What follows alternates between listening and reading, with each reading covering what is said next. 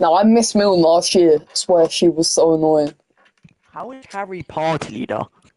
What? How is this guy? Oh, because someone left and I'm guessing they... Yeah, make me party leader right now. I do not trust that Harry's playing on EU. I'm playing on EU. Oh, to me. Alright. Okay, Alright. buddy. No. Why would Phil, I be okay. playing on fucking EU? Okay, Oh, it's buddy. not a deep. It's not a deep. It's not a deep. How many By like the way, weeks left by of the way, summer do you I'm have? probably gonna have to go at 8:30, but I'll be on tomorrow. Same. I'm always on. How many weeks of summer do we have left? 2 weeks. Oh, fuck Yeah, Starts at the yeah, 3rd of maybe 2.5, September. 3. Well, we start on the 3rd of September, right? Yeah. Yeah, 3rd. And it is the 19th today, and there's 31 days in August. Yeah. So What? So we're nearly like done. Wait, how do you not know this? Do you not check the term dates? What yeah, the so there's fuck? there's 2 weeks and 1 day left of summer holidays. Oh, that's fine. Do you not check the term dates? No, who checks the term dates? Harry, ready up or I'll kick you. I'm ready now, it's downloading. Why does this guy have such bad internet? Oh my god, shut the fuck up. You do too.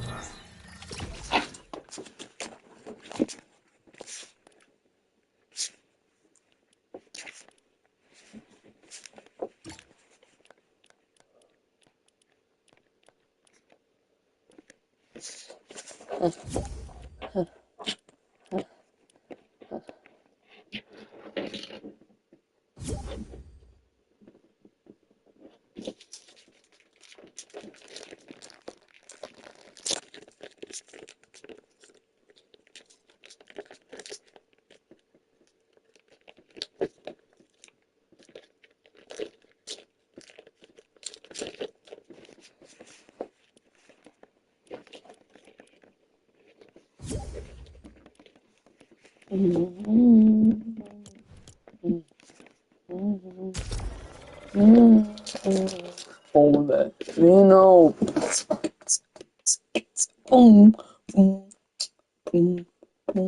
Yo, I know you had the wrong shit. You must get over to it, right? Okay. If anyone can do it, you must get over to it, right? Alright. Anyone can What's do the it. cheapest dish and what's the most expensive dish at Outback Steakhouse? Now, for a steakhouse, this place actually has pretty good prices. Considering some of the other steakhouses near you want to charge $85 for a basic ribeye, while Outback, on the other hand, only charges.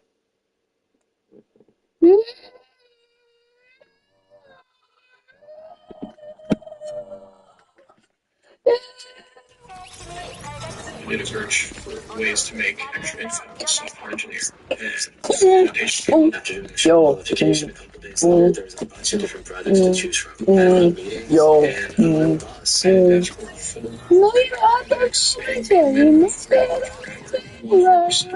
setting up for data annotation.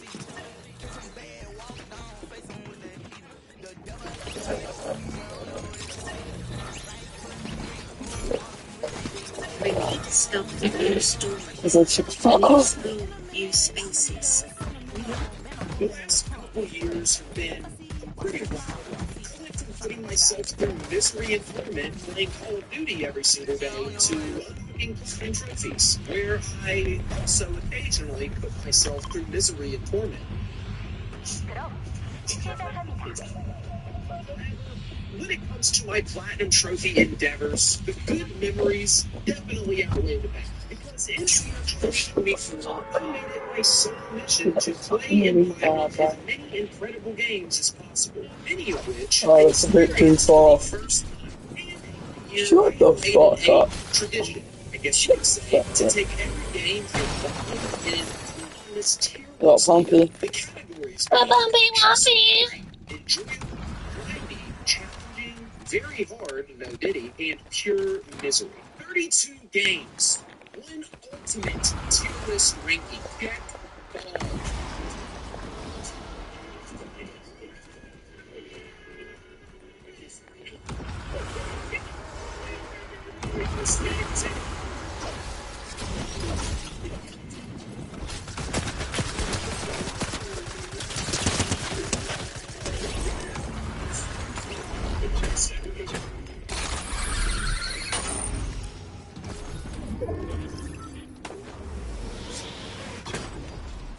Let's see. Up first, we have. Wait. I get that. Holidays, in my opinion, are the most wonderful time of the year.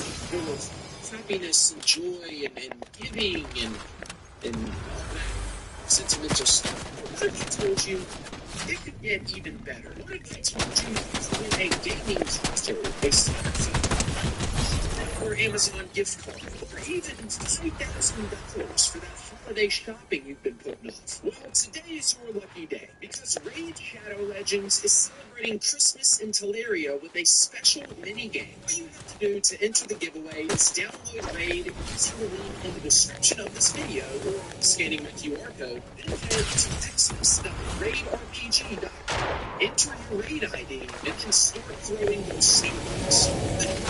This has to be done with my download link specifically, and you have to complete the event within 24 hours of downloading the game. Once that's finished, you are eligible to win all the prizes I just mentioned. $5,000, gaming consoles, smartphones, in-game loot for Raid Shadow Legends, including legendary champions. And speaking of legendary champions, check out these new winter style ones Raid just added. Like Sir Nicholas, freaking sick, bitch. Jack Santa Claus, who doesn't love that? They also have Tormund the Cold. This guy goes unnecessarily hard. I'm a sucker for a dwarf character, man. Or Roland Frostman. Raid always goes crazy with their character designs. This guy's tough. So guys, be sure to download the game right now using my link, of course. Take part in the Xmas event giveaway and add those snowy champions to your collection. Keep in mind, when you download the game, you'll get a huge starter pack that includes the epic champion Hugo, another pack after reaching level 15 that has the champion Fane, and if you use promo code MonkeyKey, you can get for free until January 7th. And if you have previously installed in the description just for you, that includes a welcome back bonus package featuring Epic Champion Tagore, available only through the separate link on mobile devices. And also, be sure to join Clan Rodmob when you get in the game. Its name is I Am Rod. Thanks to Ray for supporting this video. So let's get back to it.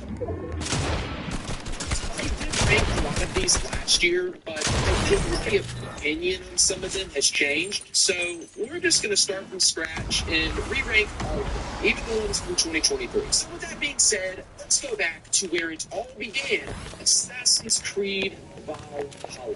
Believe it or not, I do not hate this game. And as time goes on, the more fond my memories of it become. Don't get me wrong, the story is absolutely horrid up until the final act with the Isu reveal and all of that. But over the years, I've grown to appreciate Valhalla in a way. I think what I like the most about it is the variety of side content there is. I mean, it's definitely way too much side content, and a lot of it is pretty much only there just to give you something to do. But at least there's variety there. The legendary animal fights were pretty cool, and the little puzzles they have throughout the world were pretty fun, and I also love the music in this game. And I think the exploration was pretty good too. I really like Zack's England, even though it's way too much back. But I love Viking stuff, so I'm kind of biased. This game will always be somewhat special to me because of the first part and the birth of this channel. So I just what a grind.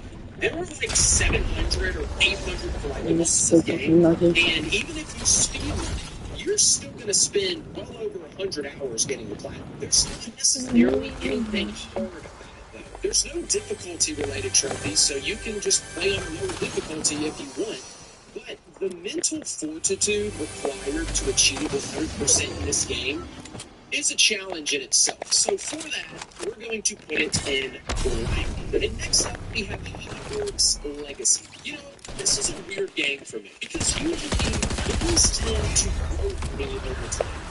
Play something and not really like it very much. High school years go by and like, hey, that wasn't so bad. But with Hogwarts Legacy, It's really honest. Let me preface all of this by saying this game really is a love letter to Harry Potter fans. Hogwarts is amazing. The surrounding area at Hogsmeade is amazing. Flying around on that damn broom is amazing. It was very apparent that the creators of this game have a deep love for the Harry Potter universe, and I do appreciate that. It's just, when I look back on it, I don't remember anything memorable about the narrative, like, at all.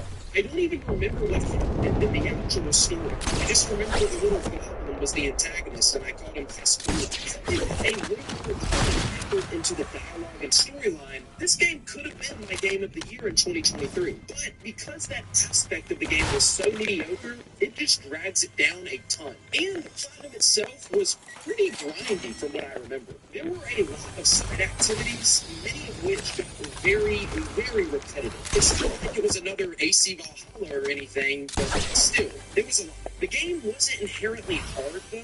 Again, no difficulty-related trophies here or anything. I'm going to be honest, I don't remember dying one time throughout the entirety of my playthrough of this game. But it is a lot of side content and collectibles to run through in this one, so for that, we're just going to throw it in grinding. And that brings us to Jedi Fallen Order. One of the greatest Star Wars games ever created, and honestly, that's an argument for the greatest Star Wars game ever created. It's a Star Wars Souls-like, essentially. How could that not be amazing? I love this game dearly. I love Cal Kestis. I love the gameplay. I love the story. This game has one of the best Vader scenes in all of Star Wars media. I could not praise it enough. And the platinum was, for the most part. If you do decide to play the game on the hardest difficulty, Grandmaster, you're going to be in for a rough experience. But I did this one before I started the highest difficulty nonsense. So I just played it on normal difficulty, I think, and it was a relatively chill experience. The only part about this game and this platinum I found to be obnoxious was just navigating the worlds and the maps. It was so confusing. Their map system felt almost impossible to comprehend at times. I was constantly getting lost trying to clean up the collectibles, and to get the platinum, you basically have to discover 100% of every single planet. And that was pretty frustrating to do. But even with that being said, that's not really enough to put it in challenging or even grindy. So I'm just going to put it in enjoyable. And then next up, we have Star Wars Jedi Survivor. Basically, everything I just said about Fallen Order, but better. I think this game takes the foundation Fallen Order set and just runs away with it. Makes it even greater. Hello, mates. I am what they like to call not an aim botter, but I have really good aim. Crazy aim. So, honestly, a better state had it not been a buggy, frame-dropping mess of launch. Jedi Survivor would have had a real shot at Game of the Year. The platinum form was a little more demanding than Fallen Order. There was a lot more ground hello? and planets to discover. Could you crouch if you have a mic, please? Crouch if you can hear me. Life changes that made moving around. I rate the juice works, didn't it? I got these recent friends, baby. Enjoyable. Shima. Oh man, you know, this is one of those games that you just wish you could erase.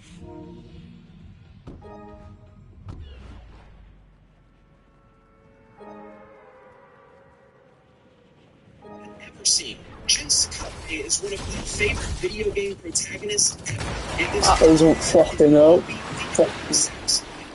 What?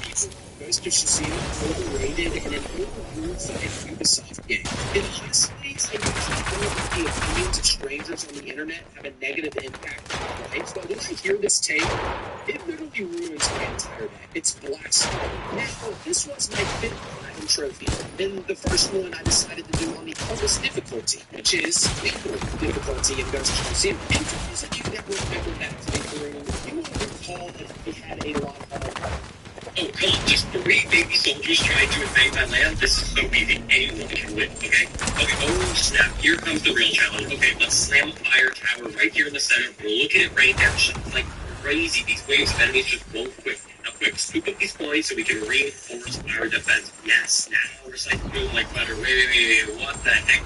There's a giant salamander from the side. That is it. Now, what they were rolling coins, time for an extra archer tower to handle this beast. Now, don't watch this play. Or they're sneaking in way too close. Hurry, okay, one tower, or we're close. Bill, King Shark is absolutely won. It's over 20 million downloads, and it's all about real strategy. Place towers perfectly, time your upgrades, and save 1 second. There's no ads. Hit download and prove yourself on King Shark.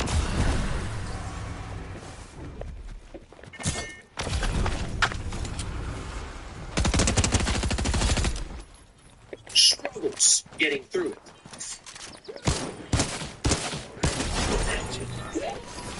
But honestly, in hindsight, it wasn't that bad. The platinum itself is extremely easy. You basically just beat the game and complete all of the collectibles and side activities, all of which were very fun and not at all repetitive. The only difficult part about this game is the fact that I was playing on lethal difficulty. But looking back on it, I'm not sure it was as difficult as I initially thought, especially when I compare it to games that I've conquered since then. So for that reason, I'm not going to put it in challenging. I'm not even going to put it in grinding. I'm going to put it in enjoyable. And next up, we have Spider-Man 2018. Or actually, no. This would have been Spider-Man Remastered, the one with the fake Peter Parker. I feel like Spider-Man 2018 is just, it's one of those games that's stained to my memory. I remember the day this came out. I had just worked a night shift the night before, and I woke up early. I only slept for like 2 hours. I woke up early, drove to GameStop, and bought a PS4 just to play this game. And it was worth everything. As many of you know, I'm a huge comic guy, big Spider-Man guy, so this game it's very special to me. One of my favorite Spidey stories ever. The combat and swinging was absolute perfection, and the character designs were flawless. I love the sequel to this game, which we will talk about later in the video, and I think it was a major improvement on the gameplay side of things, but in hindsight, I don't think its story was near as impactful as the story in this game. That ending was just heartbreaking. The platinum for this one was very, very easy, just like all the Spider-Man games. I did do it with hardest difficulty, which is ultimate, I believe, in this one. I don't recall having any issues getting through anything. It's simply beat the game and do all the side stuff. That's basically it. And I also did all of the DLCs as well, which were also very straightforward. So it's safe to say we have ourselves another enjoyable.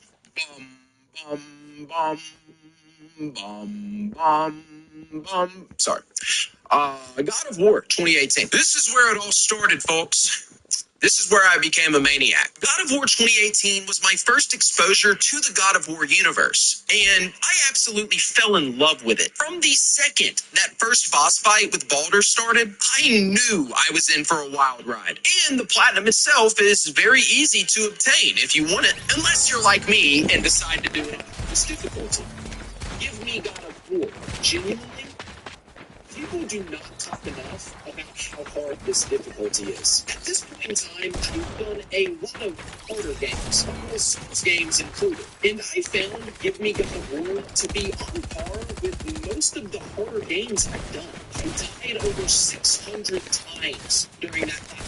Now, granted, I was just getting into harder games, so I'm sure I've improved a ton as a gamer since then, but still, bro, it was crazy, bro. The final boss against Sigrid the Valkyrie Queen was a canon event in the Rock Cinematic Universe, and the first time I spent more than 50 attempts on this. It was absolute insanity. Like I said, if we were just going on with platinum alone, I would put it in enjoyable for sure, but because I did it on Give Me God of War, I'm going to put it up here in very hard, no diddy. And that brings us to Spider-Man Miles Morales. I love this game. Whenever they decided to introduce Miles in the Insomniac Spider-Man universe, I was a little bit skeptical. Just because I've never liked the idea of Peter and Miles coexisting. I like Miles and I like Peter, but Yo, whale. We need to win. I'm really good. I basically hit every shot this season. Me on par with If you find Grappler, can you give it to me, please? That's all I want. Having to lean on Peter and what he has. scope compared to what we typically see in a Spider-Man game or movie. It isn't necessarily about saving the world or even the city, but it's just the kid in Harlem trying to save his neighborhood. The gameplay takes the foundation that Spider-Man 2018 laid down and makes it even better. And I, to this day, think Miles is a lot more fun to play as than Peter. This game really is a gem, and I actually think it's the first game I ever played on PlayStation 1, so it's kind of special to me for that reason. And the Platinum, just like the other two Spider-Man games, was incredibly easy. Again, just beating the story, doing the side stuff. It was a little bit short for my taste, but still, so just go ahead and enjoy it. And from there, we moved on. Shoot him! Help! For a while, you know, Stupid teammate, man. But the thing is, I adore the original MW2. Yes, it is. Multiplayer, not necessarily the campaign, which is always included in the remastered version. I do think the MW2 campaign is one of the best in the series, if not the best. It has the most likable protagonist, the best villain of the entire franchise, and a great variety of missions that don't feel like they repeat themselves. This game... God, you idiots!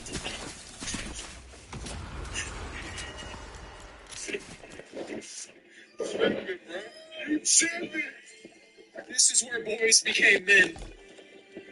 I really don't think they should have released this without the multiplayer. They judge Call of Duty's based on the entirety of the game, all of the game modes it has to offer. And this one was missing 2/3 of what the original game released with. So because of that, it simply did not hit the same as the OG. But I would be lying if I said this platinum was boring or easy. Yes, this is only like a 15, 20-hour platinum, I think, but in order to achieve it, you have to beat the game on veteran, which is no easy task. There were some missions here that made me want to rip my hair out. There were also some time trials on the obstacle course you had to get through that were also pretty rough. So, it's only fair that it goes in challenging. And next up, we have The Last of Us Part 1 Remake. One of the greatest video game stories ever told. A true narrative masterpiece. This one for me, it was a lot like God of War 2018. It was my first exposure to the series, and I loved it from start to finish. As a father of a little girl myself, it really hits home for me. And even though I'm not really big on this genre of game, the survival, horror, third-person shooter sorts, it still managed to resonate with me enough to make its way to one of my all-time favorites, just off of the story. And again, this is a very easy fight. Okay, mate, I'm good. I'm really good. You get the collectibles, that's it. But if you do it on grounded difficulty, that's another story. Grounded difficulty is, quite frankly, a miserable experience. Only you die in like 2 bullets, but you also are constantly having to get through encounters with minimal resources. You basically never have any bullets or anything because on grounded, the game doesn't give you any. You go into encounters with nothing but a roll of duct tape and 1 bullet sometimes. It was awful. It's definitely not for me. I would much rather just fight a really hard boss or something. Definitely one of the lesser enjoyable playthroughs I've done as far as difficulty goes. I don't know that it's as hard as Give Me God of War, but for me personally, I found it to be just as, if not more miserable. So, I'm going to put it in very hard. Woolworths is the UK's largest bathroom retailer. But did you know we also offer thousands of tiles for every other room? Shop today from our huge range of in-stock tiles, from subway tiles for the kitchen splashback to marble for your grand entrance. Victoria Clubbing!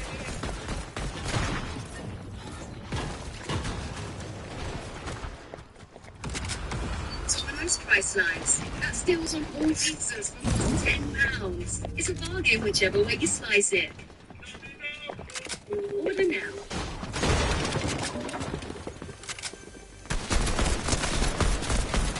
No, did it?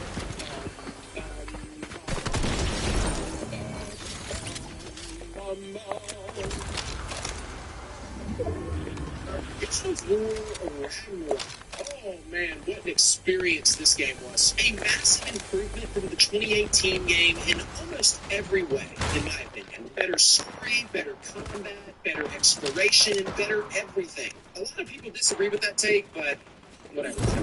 Platinum for this game was almost identical to the first. And again, very easy. Unless you're going to give me God of War. I did feel like Give Me God of War was very hard and regular compared to the first game. The enemies were more forgiving, and there were a lot less cheesy enemy encounters in this one. I think Santa Monica might have felt a little bad about what they put us through in 2018. The Berserkers were a lot easier than the Valkyries were, and the final boss was way easier than Sigrid. Like, astronomically easier. Regardless, it was still Give Me God of War. It was still no walk in the park. I don't think it was as hard as 2018, so we're just going to put it in one category below in challenging. And then I made my way to Assassin's Creed Mirage. This game is the definition. It isn't bad. Ubisoft made a solid attempt of going back to the roots of Assassin's Creed and getting away from the massive open-world RPGs the previous three ended up being. I actually think they did too much. Because just like Assassin's Creed 4, this game was boring as shit. Basil being the protagonist of this game was a fatal error, in my opinion. Especially when you already know his outcome in Valhalla, and quite frankly, I just don't find him to be that interesting. The story itself was decent at best, very predictable plot twist at the end, very cliche antagonists throughout, and the worst part of all, the AI in this game is atrocious. Even in hard mode, you're just completely oblivious, man. It's actually pretty funny.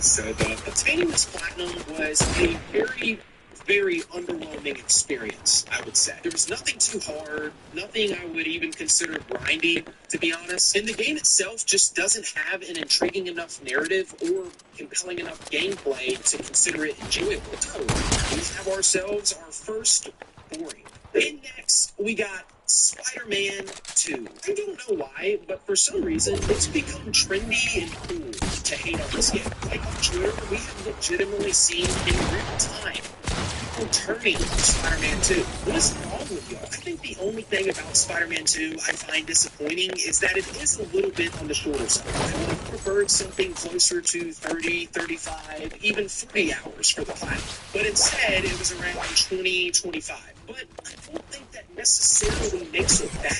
A game's length doesn't dictate whether or not it's quality. It's about the experience you get within those 20 to 25 hours that decide whether or not it was worth $70. And in my opinion, it was worth $70. Although I don't think the story was quite as good as the first game, I do think it was exceptional. With so many twists and turns and major reveals, I felt like a kid on Christmas morning playing through this for the first time. Overall, I love Spider-Man 2. I will never turn on it. The platinum was really easy, even easier than the first two, but much more. So, another enjoyable. This is how it happened. This is how the Batman died. This is where shit's gonna get simple. Batman Arkham Asylum. Let me preface everything I'm about to say by saying this. The Batman Arkham games are my favorite video games ever created. I am a Batman snob. I have read Batman comics my entire life. There is not a single piece of Batman media I have not consumed. I assure you, I love Batman. And again, these games are dear to me in ways that no other games ever will be. But let me just say, I hate these fucking platinums with everything inside of them. What makes the Arkham games so tough to platinum are these freaking combat and predator challenges. You have to get 3 stars on every single challenge map in the game. The combat maps requiring you to achieve a certain score, which can be tough, and predator maps requiring you to take down every enemy in the room using stealth, but in certain ways. It's miserable. Oddly enough, I literally just platinumed this game again like 2 days ago because my 5-year-old son is now into platinum trophies and he wanted me to do this one for him, basically. Bro didn't do anything. I had to do everything. And honestly, Arkham Asylum, it was just as unfun as I remember it being. Now, this game is not close to as bad as Arkham City or Arkham Knight, but it's still not an enjoyable experience at all whatsoever. So, I'm going to throw it in check.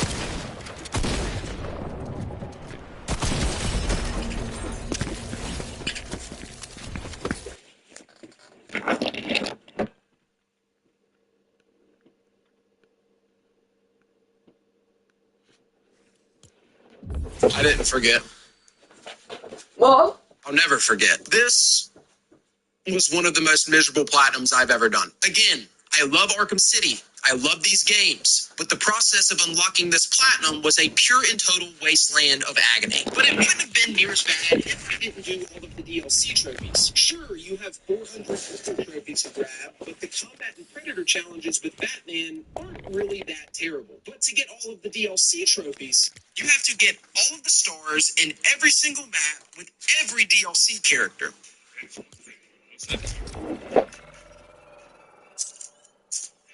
This is by far one of, if not the toughest 100% completions I have, and definitely my proudest. Extremely unfun. Do not recommend. And speaking of unfun experiences, we have now arrived at Batman Arkham Knight. Arkham Knight may not have been as bad as Arkham City, but it was still a shit show. There were like 200 less Riddler trophies, and you didn't have near as many combat and Predator maps to do either, which was by far the worst part of City. But you do have Batmobile races to do and a handful of DLC trophies to get. The worst of them being the Community Challenge. These were unreal. A couple of these trophies basically required you to get through all 4 rounds of a specific combat challenge without getting hit and having a perfect combo with 4 separate characters. This broke me in ways I will never be fixed. Oh my god, we did it. Oh my god, we did it. Oh my god, we did it. We did it.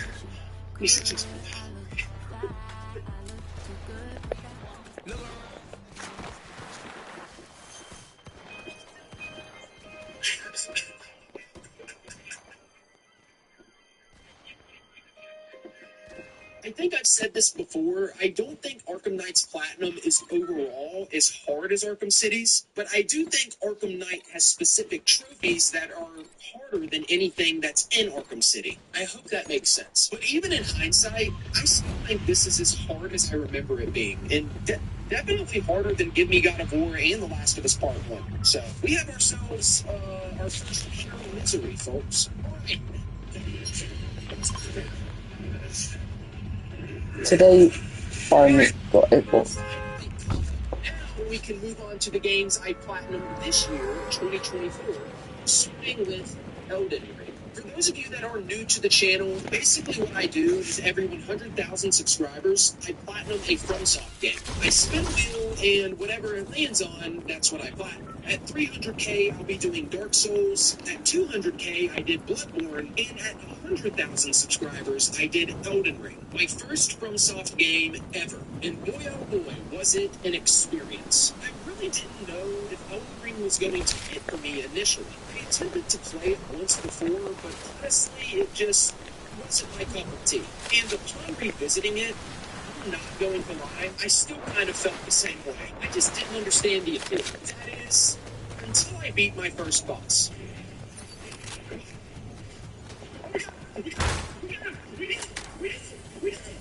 Thrill of overcoming a tough boss that you spent hours trying to beat, it was absolutely invigorating. Between that and the beautiful open world and addicting exploration, I was absolutely hooked. And it went on to become one of my favorite games ever. But that's the path. Well, I mean, it's as hard as you want it to be.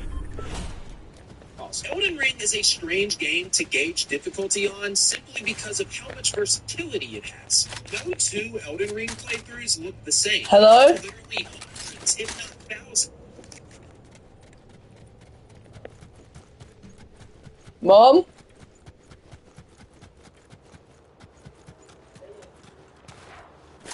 Alf? Is Mum back? Really? Oh, okay. I'll calm down now. I'm coming down now.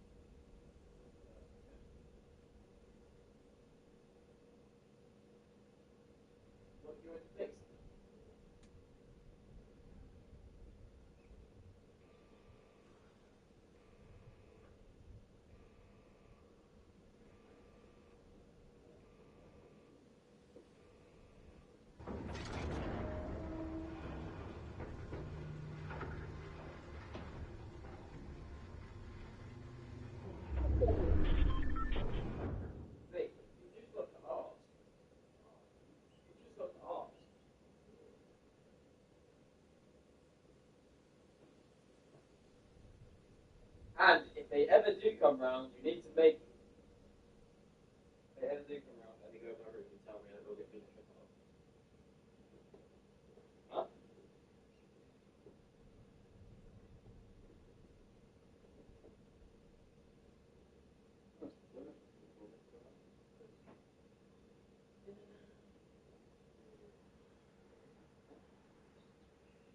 Oh, actually,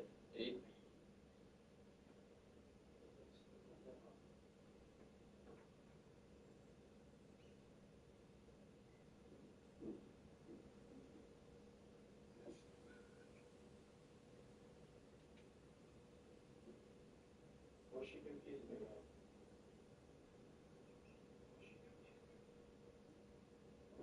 No. Right.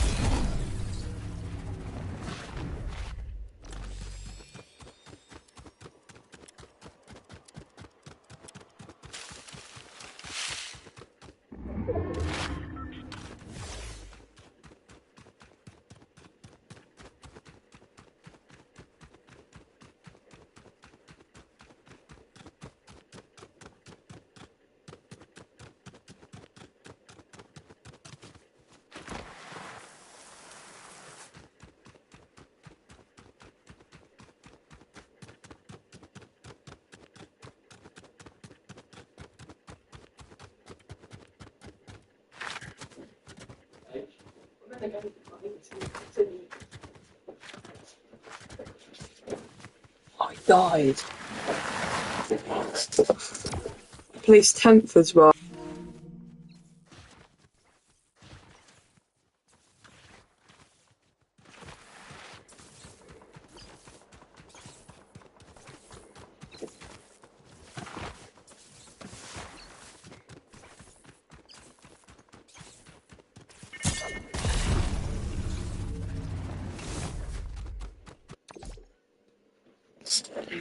What's this?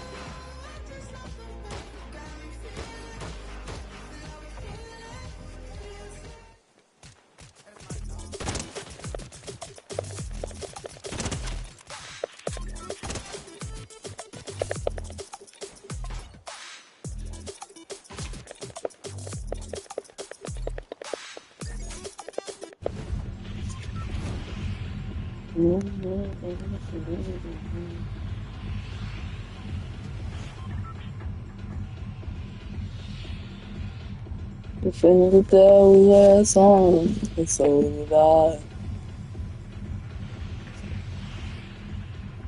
The thing that love has lost, but so did I. It took my mind and it's feeling like I never would know. Oh, he has. The thing that love has lost, so did I. It took my mind and stopped turning and never. Think that was, but so did I. Boom, boom.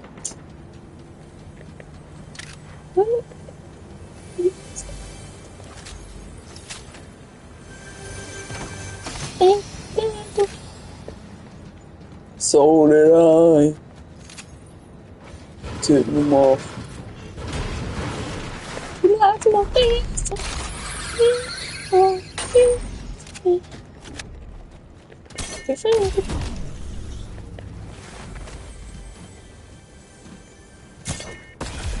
There we go.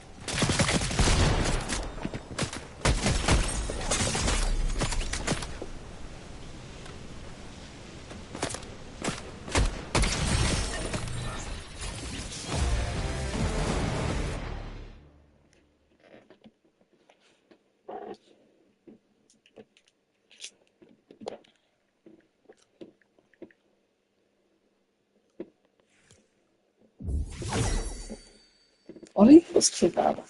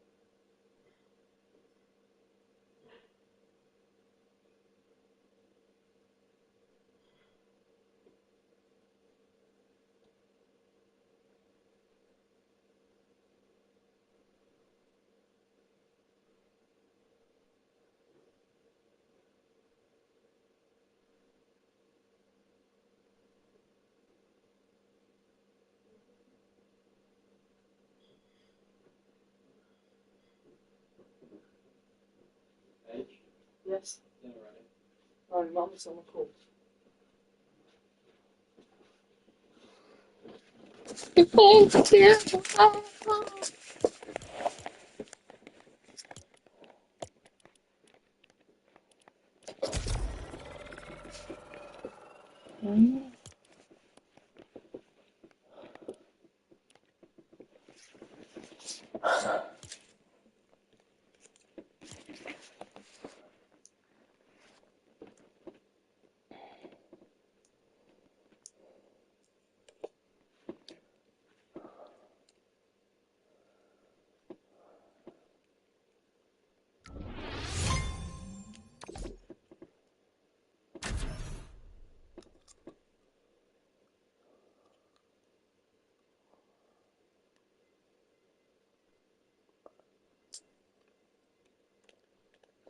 Think the devil has horns.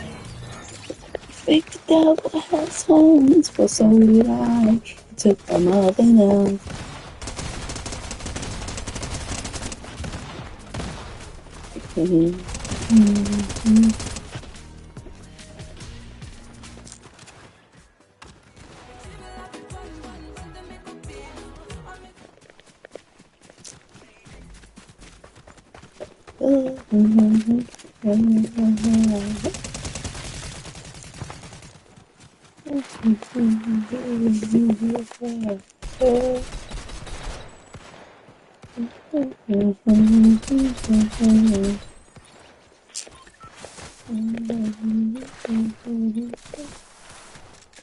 Think the devil has horns, but so did I. You know, I'm feeling like a gnome.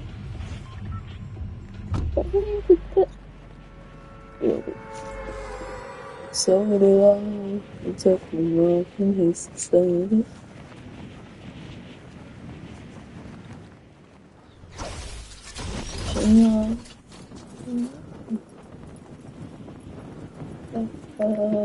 Rest in peace, Daddy. Rest in peace, Daddy. Yes, Mother. Stay on.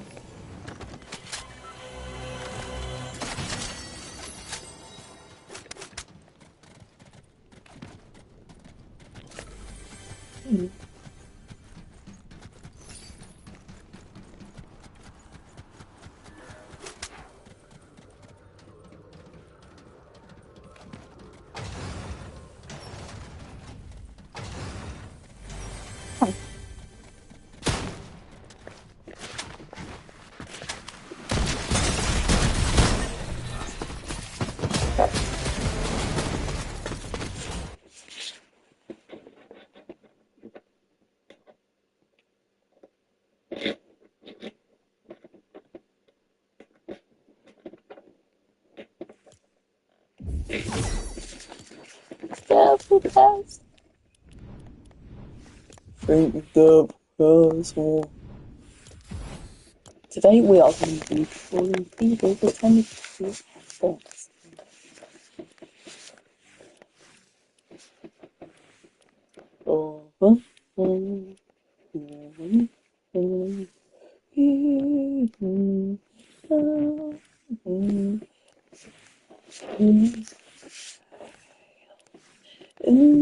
It's like I know.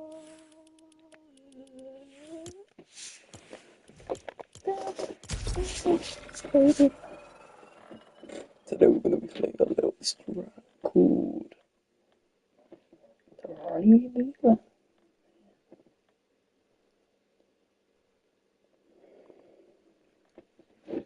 What will happen in Squid Game America? With the end of the third season, it was confirmed that there will be a sequel set in the United States, where we'll see Slapped Lady, played by Cate Blanchett. As for the rest, not much is known. We might see Gi-hun's widower, which would be interesting, playing the role of the frontman, but with a different mindset than the one we saw in the first two seasons, since it seems Gi-hun may have at least slightly changed his perspective on the games. Among the actresses rumored due to their popularity is Jenna Ortega, and it wouldn't be bad at all to see her